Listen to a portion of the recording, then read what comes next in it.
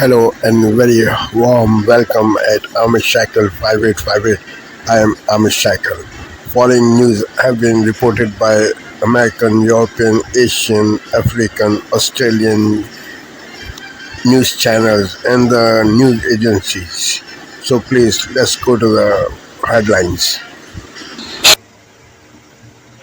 Tonight, breaking news, there are tornadoes touching down right now. Also tonight, an earthquake, a tsunami warning for part of the U.S. The passenger jet midair sparks shooting from an engine, and another plane authorities feared a terror incident, calling an F-15s. That pilot now under arrest. Tonight, tornadoes on the ground. As we come on, tornado and severe thunderstorm watches across several states, and the flood alerts in the east, Washington, D.C. to Philadelphia. Major rain possible again, and more than 70 million Americans on alert tonight for extreme heat, including New York City. Lee Goldberg is here with the forecast. Also breaking, the powerful earthquake late today, a 7.3 off Alaska, triggering that tsunami warning. Tonight, that passenger jet taking off from Los Angeles, sparks coming from an engine. Passengers locking hands as the plane tipped to one side. And tonight, another incident in the air, the plane with the suspect in the cockpit. Flying that plane, authorities thought they were dealing with a terror incident. F-15s called in and then the arrest tonight. This evening, President Trump, amid major questions still in the Jeffrey Epstein case, the president now lashing out at some of his own supporters, saying, "I don't need your support," calling them stupid people. Meantime, even some Republicans tonight now calling for a special counsel. Tonight, the American Idol producer and her songwriter husband found shot to death in separate rooms. Now a suspect in custody, and what we've learned tonight. The breaking news from the Capitol at this hour, a suspect under arrest, found heavily armed near the Capitol with an assault-style rifle, a handgun, ammunition, and a hatchet. Overseas tonight, the Israeli military launching airstrikes in Syria, an explosion forcing a TV anchor in Syria to take cover on live TV. Back in the U.S. tonight, images authorities say showing an alleged kidnapping attempt, the victim kicking and screaming, trying to get away. Tonight, former President Obama and former First Lady Michelle Obama breaking their silence together. What they're now saying about any talk of divorce. And the ESPY Awards coming up live tonight on ABC, and our Will Reeve standing by on the red carpet for us. From ABC News World Headquarters in New York, this is World News Tonight with David York. Boy George craps on wokeism. Jim, during a recent interview, gay icon and your ex-boyfriend, Boy George, he criticized identity politics, stating it hasn't helped anyone, that it advocates instead that he advocates that people should be treated as individuals and not groups. Haven't we been saying that forever? And isn't that the entire, identity politics says you can't do that. Duh. And again, by saying, haven't we been saying that, you're making it a group. Yes. Haven't I been saying it to you? Yeah, I guess he's right. I'm sure, but we all group people together. We don't look at 300 million individuals. We look at people as groups. When we vote by state, we vote by demographic. It's not the way everything should be dictated, but human nature is we have to group each other together on some level. But I don't think that he's wrong. But I like the new look, by the way. I'm just looking at Boy George's. He's looking less gay.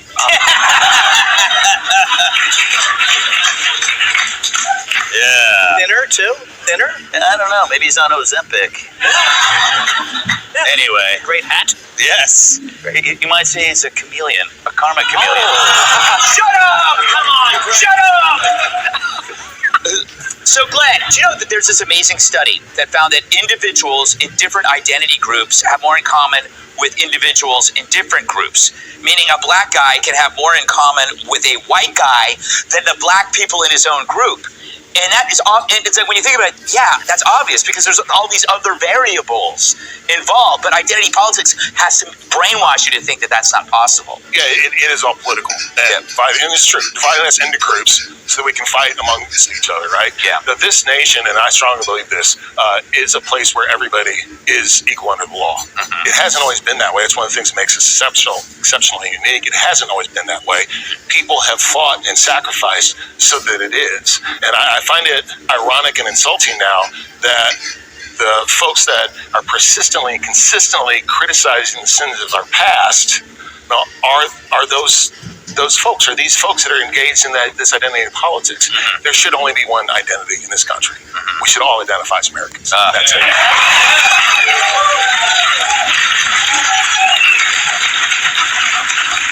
I think we should just split them down the middle between hot and not hot. It would solve a lot of problems, Kennedy. Did you ever meet Boy George? No, but I met George Michael. That's not the same. Was to me. I love George Michael. Wouldn't it be great if they were Lips twin smacking good. twins?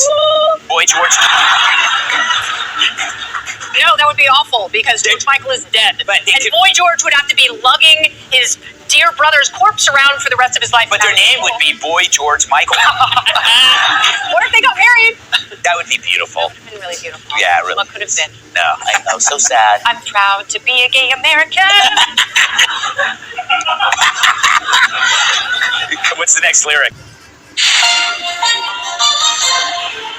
On this Wednesday night, the goal to steady Canada's steel industry, the Prime Minister's remedy to reduce tariff turmoil, We have the potential to become our own best customer for steel. and what business leaders want Carney to do. Youth session, and things really start to add up. How hard it is for young Canadians to find a good job and good pay. The U.S. president fed up over the flood of questions about convicted sex offender Jeffrey Epstein. You're stupid people. Trump's angry message to his own supporters. Plus, they need to talk. Why plants and bugs actually communicate with each other. Hey, wouldn't that be great if they could tell me when they need more water? Global National with Donna Friesen. Good evening and thanks for joining us. As Canada's steel industry buckles under pressure from the American president's tariffs, Prime Minister Mark Carney is taking steps he says will strengthen the industry in this country. It is a cornerstone of Canada's economy, directly employing more than 23,000 people. And at a steel plant in Hamilton, Ontario, Carney announced today measures to block steel from China and other countries from overwhelming the Canadian market. He's also committing $70 million to support Canadian steel workers. Mackenzie Gray has our top story tonight. I canceled my Midjourney subscription because this AI does everything I need for a one-time cost. On this Wednesday night, the goal to steady Canada's steel industry, the Prime Minister's remedy to reduce tariff turmoil, We have the potential to become our own best customer for steel. and what business leaders Carney to do. Youth session, and things really start to add up. How hard it is for young Canadians to find a good job and good pay. The U.S. president fed up over the flood of questions about convicted sex offender Jeffrey Epstein. You're stupid people. Trump's angry message to his own supporters. Plus, they need to talk. Why plants and bugs actually communicate with each other. Hey, wouldn't that be great if they could tell me when they need more water?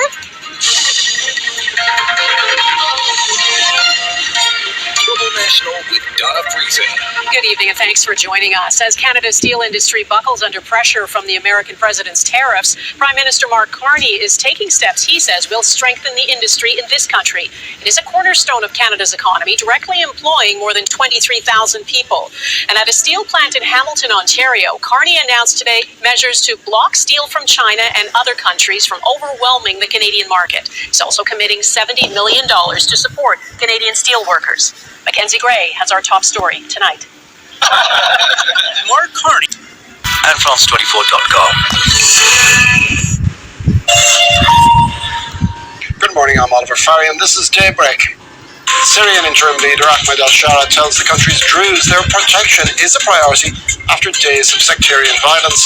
Meanwhile, Israeli strikes in central Damascus killed 3 on the 3rd day of attacks on Syria, which Israel says are intended to protect the Druze. Donald Trump attacks his MAGA base, calling them weaklings duped over the Jeffrey Epstein case after he faces yet more calls to release files related to the disgraced late sex offender and his links to powerful US figures. France prepares to leave its last military base in Senegal, the latest of its African former colonies. It withdraws from France, hands over Camp Gale to Senegalese authorities, bringing to an end a military presence in the country that dates back to 1960. And coming up in the press review, a photo essay from the New York Times which documents the chaotic deportation of 1 million Afghans from Iran.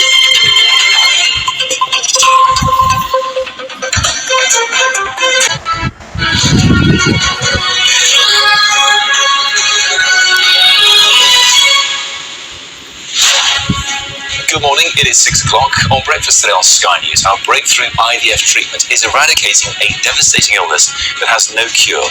Plus, Sir Keir Starmer's meeting with the German Chancellor today looks to be overshadowed by a fallout from party suspensions. It is Thursday, the 17th of July. 8 babies are born in the UK with DNA from 3 people after a procedure to eliminate an incurable inherited disease. After the suspension of 4 Labour MPs, another tells us the Prime Minister has lost the argument following rebellions on welfare.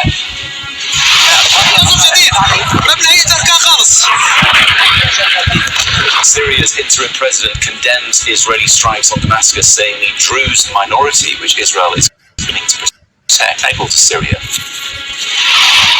A drug driver avoids jail after running a red light and causing this dramatic tractor crash. A fire has engulfed the main stage at Tomorrowland in Belgium a day before the arrival of 400,000 festival goers. Plus, England is going to enter a 6th consecutive major final for Sweden Zurich later on today.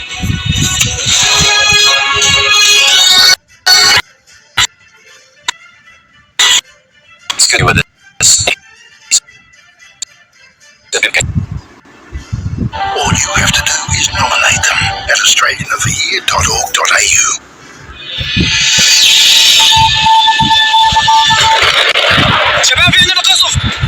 Israel accused of sparking sectarian violence after launching airstrikes on Syria's capital, Damascus.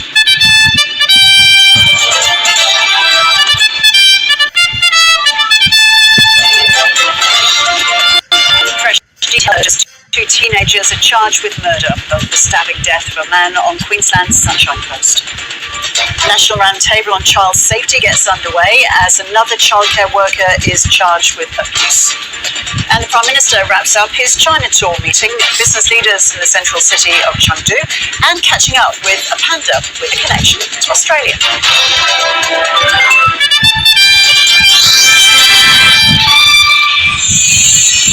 Hello and welcome to ABC News. I'm Rose Childs. Israel has launched airstrikes on... Unpredictable. What did she say? Can you translate it for us? and always entertaining. And how can a country go from being led by William Wallace Saturday nights from 6 p.m. only on GB News, the People's Channel. Britain's news channel. You're going to want to stay tuned, trust me.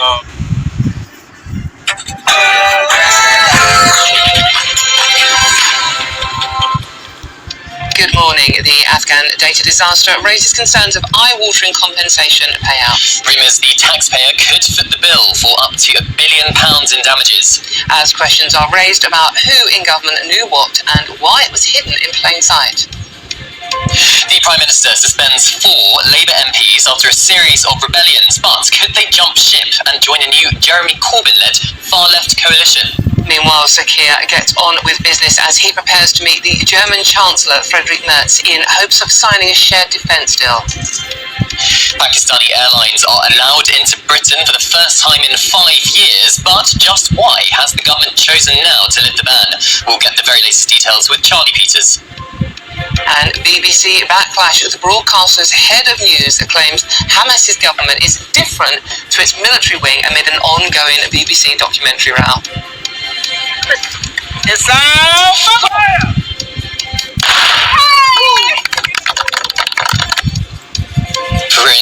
Prince Harry is in his element as he meets school children in Angola before visiting the very landmine Princess Diana famously walks through. And happy birthday, Queen Camilla. Her Majesty released a new portrait to mark her 78th birthday today. And never mind the cost of flights, getting to the airport might set you back a few bob. The price of drop-offs at Britain's busiest airports is revealed, and you'll never guess which airport charges the most. And after a wife made headlines thanking her husband for staying at home so she could carry on her career, we're debating if it's emasculating or empowering to be a proud stay-at-home dad. The 153rd Open Championship is just about underway at Royal Portrush. We'll have more on that throughout the morning. In boxing, though, Alexander Usyk is in London ahead of his Wembley showdown with Daniel Dubois, with Tyson Fury eyeing a third shot at the Ukrainian. Morning. A real mishmash of meteorology today. Some warmth and humidity across the southeast. Generally a lot more cloud compared to yesterday, and the potential for some thunderstorms across Northern Ireland later on. Join me later for all the details. It's just gone at 7 o'clock. I'm Dawn Lisa. And I'm Cameron Walker. This is GB News Breakfast.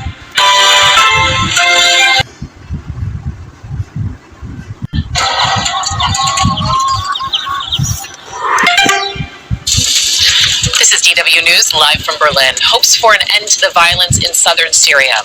Syrian government vehicles are seen leaving the flashpoint city of Sweda after Israel carries out airstrikes on targets in Damascus, saying it was intervening on behalf of Syria's Druze minority. Also coming up, with knife crime on the rise in the German capital, the Berlin city government introduces tougher laws, and police are stepping up efforts to educate young people about the dangers.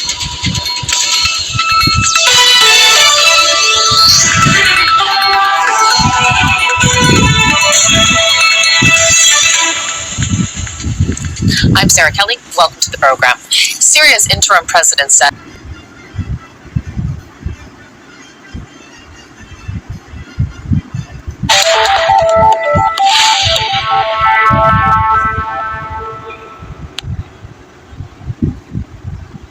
This is Asia Now. It's 2 p.m. in Singapore and Hong Kong, 11:30 in New Delhi, and 1 o'clock in Jakarta and Grecian and Addisau.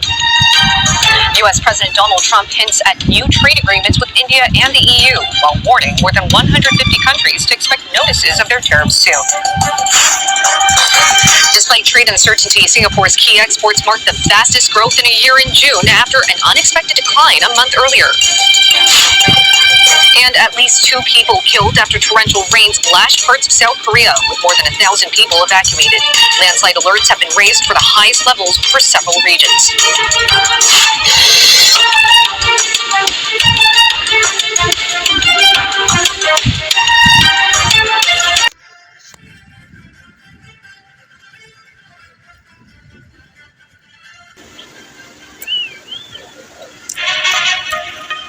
Africa News. The news. The United States has dispatched 5 men to the small African nation of Eswatini as part of Trump administration's expansion of its third country deportation program, according to the U.S. Department of Homeland Security on Tuesday. In a late-night update on X, Homeland Security Assistant Secretary Tricia McLennan stated that the men, who are citizens of Vietnam, Jamaica, Cuba, Yemen, and Laos, arrived in Eswatini via plane. She noted that they were all convicted criminals and described them as individuals so uniquely barbaric that their home countries refused to take them back. Eswatini authorities have not yet commented on any agreements to accept third country deportees or the fate of these individuals in their nation. It's a small silver lining, at least on paper. Nigeria's headline inflation rate fell for the 3rd month straight in June, according to data from the country's National Statistics Agency released on Wednesday. The rate slowed down to 22.22% in June, year-on-year from 22.97% in May. This comes rose to record peaks. The rate at which inflation has been falling has, however, recently slowed down, and the prices of food and commodities in particular are putting a strain on many Nigerians' incomes. The inflation rate for food increased slightly to 21.97% in June, compared to the previous month, a sign that the economic tension in the country is far from over. Prince Harry visited Angola on Tuesday with a charity focused on clearing landmines, echoing a notable trip his mother took in 1997. Her efforts played a significant role in gathering support for a treaty that banned landmines later that same year. Harry, the Duke of Sussex, met with Angolan President João Lourenço at the beginning of his visit, as stated by the Halo Trust, an organization dedicated to removing landmines from former conflict zones. James Cowan, the CEO of the Halo Trust, mentioned in a statement on Tuesday that he and Harry met with Lourenço to talk about the ongoing demining efforts in Angola and express gratitude to the president for his backing of these initiatives. Angola endured a devastating 27-year civil war from 1975 to 2002, with only brief and tenuous periods of peace in between. Angola has set a target to be free of landmines by the end of 2025. Nobel laureate David Gross says greater international cooperation is needed to prevent nuclear war. The American physicist was speaking to China's CGTN on the sidelines of the 2025 International Congress of Basic Science in Beijing.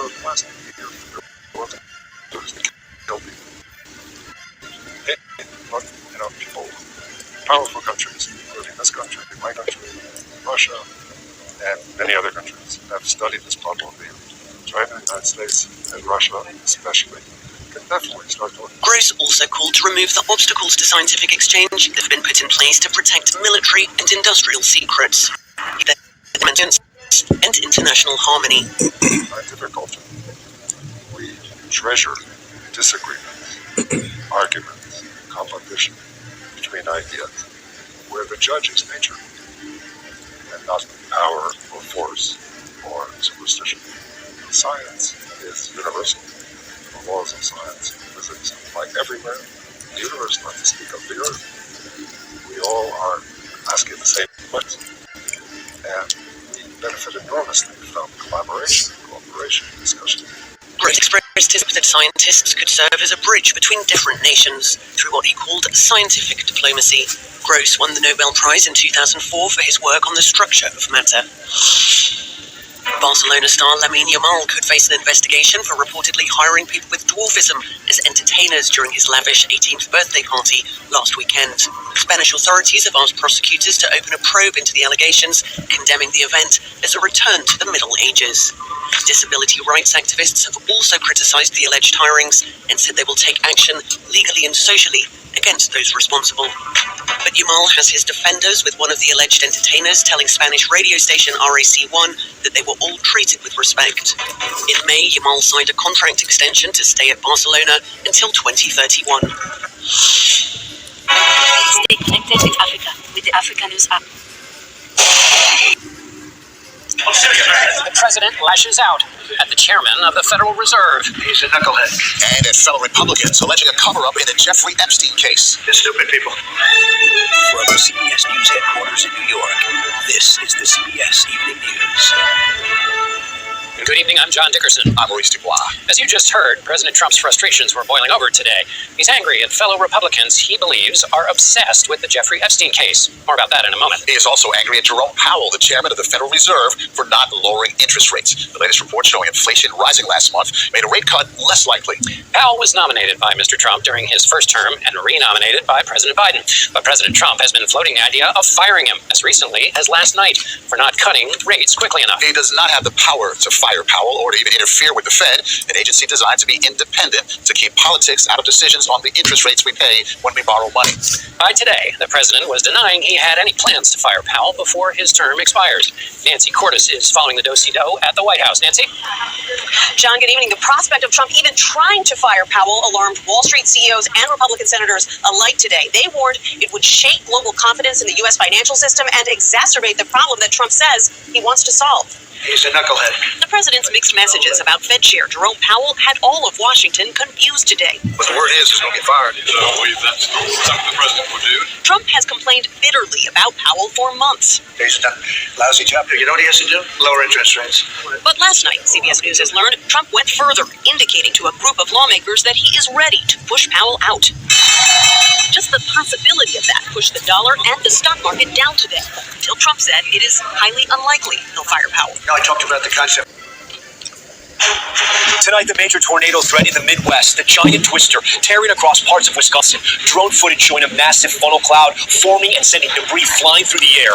The growing threat tonight, plus the dangerous storm system sweeping towards the Gulf. And this just in, a tsunami alert for Alaska. Al Roker tracking it all. In Washington, President Trump taking on his own supporters, calling them, quote, stupid for demanding the release of DOJ files on Jeffrey Epstein. The president dismissing it as a, quote, hoax, as more Republicans call for transparency.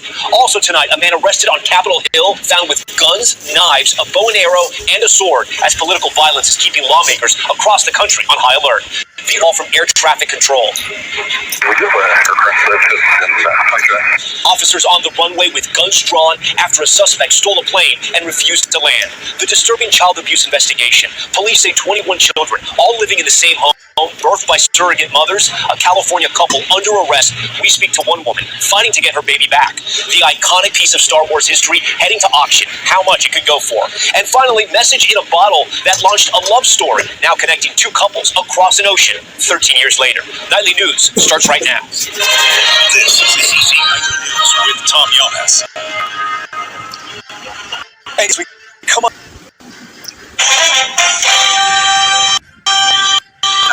Wrangham, Jeff Bennett, and Amna Nawaz are away. On the NewsHour tonight, the family of a Palestinian-American murdered in the West Bank by Israeli settlers speaks out about his death and the escalating conflict.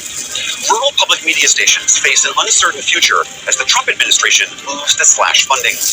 And Canadian tourism to the U.S. drops dramatically in the wake of harsh rhetoric from the president. I have many U.S. friends, American friends, that I will not be seeing in person for a while because of this. But that's c'est la vie, as we say here in Quebec.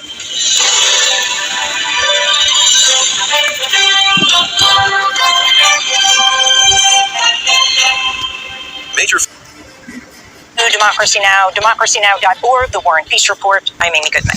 In the Gaza Strip, at least 21 people were killed Wednesday morning at a food distribution site run by the militarized, shadowy so-called Gaza Humanitarian Foundation. Survivors report guards fired tear gas at starving Palestinians lined up to receive aid, triggering a panic that's